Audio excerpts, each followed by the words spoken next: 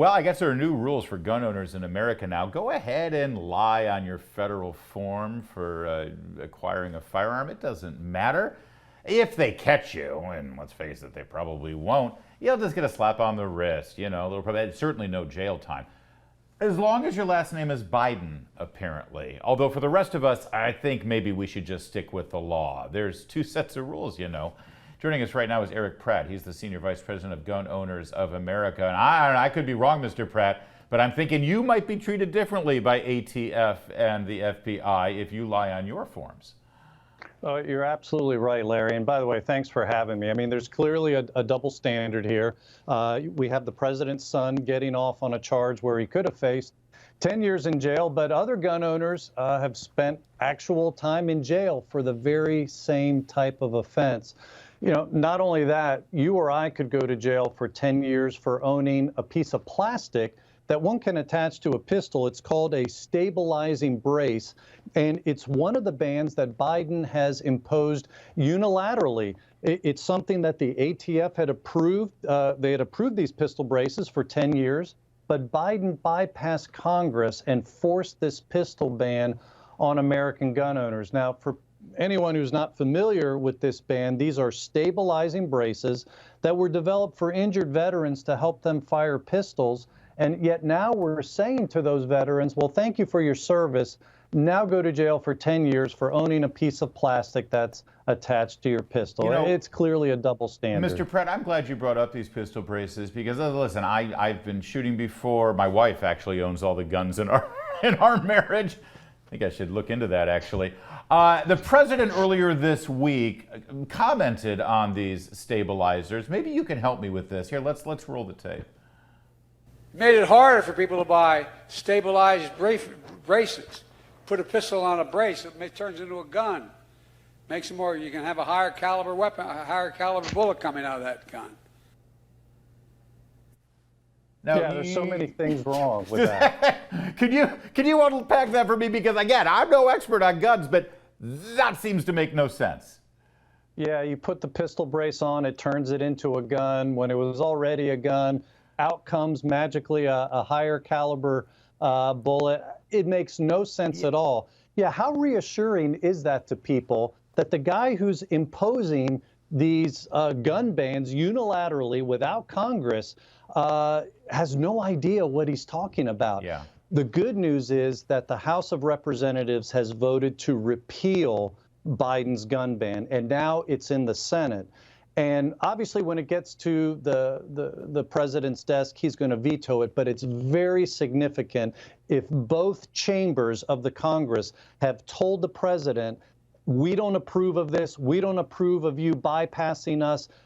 This is a Second Amendment protected right. And that sends a powerful message to the courts, which, by the way, we've so far been able to secure at Gun Owners of America. We secured a preliminary injunction against this ban, so he can't enforce it right now. And so we're very excited about that. What Congress can do will send a powerful message to the courts that the people's representatives do not support this. Joe Manchin in West Virginia is up for re-election. John Tester's up for re-election. I don't know, Mr. Pratt, seems to me those are the kind of guys who would not want to be on the wrong side of a gun issue. Those are the people that we need to get, and we've right now we're rallying the grassroots at Gun Owners of America. We have generated hundreds upon hundreds and even thousands of calls into offices like that. We did that into the House in those offices that were on the fence, and we narrowly got it passed in the House. That was very exciting. We passed the repeal. So now we need all the Republicans, including Sue Collins of Maine, Lisa Murkowski of Alaska, and then, of course, the Democrats you mentioned. We get that. We're good. We've now put a repeal on the president's desk. And we listen, we literally do love to make fun of the president's incoherent ramblings. We take a backseat to no one in the sheer joy we get from seeing him make no sense. But in this case, what you just saw from him, it is incredibly disturbing and dangerous. This is a Second Amendment right that he has honestly no idea what he's doing with and how he's infringing, and it's going to result in a disabled veteran who went and got himself permanently disabled fighting Joe Biden's wars, and now he can't defend himself because he can't use one of these stabilizers.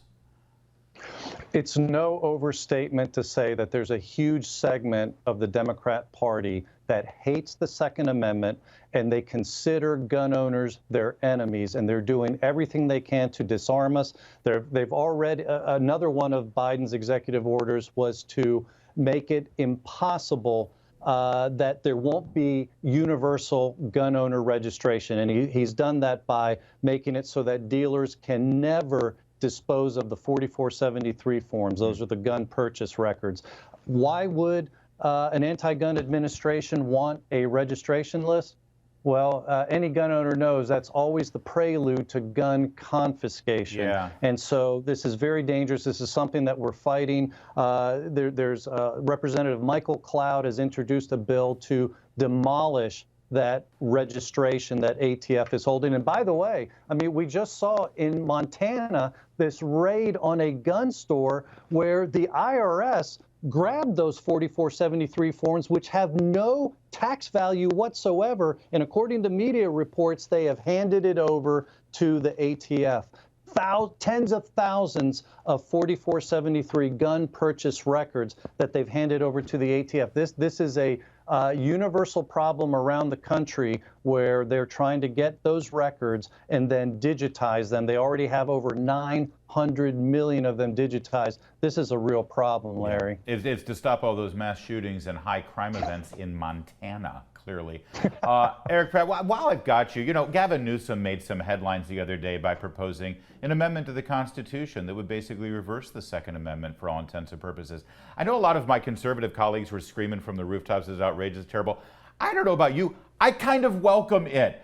You know, they dance around it all the time. They say, oh, we should do what Australia did. Well, Australia confiscated guns. You can't do it as long as there's a Second Amendment. They constantly lie about, oh, no, it's fine for self-defense and for hunting and for target shooting. It's not true. I'm ready for the debate. Let's go ahead and have it, Gavin Newsom, because he's on the wrong side of it. And once and for all, they'll actually state their position, which is they want to do away with the Second Amendment.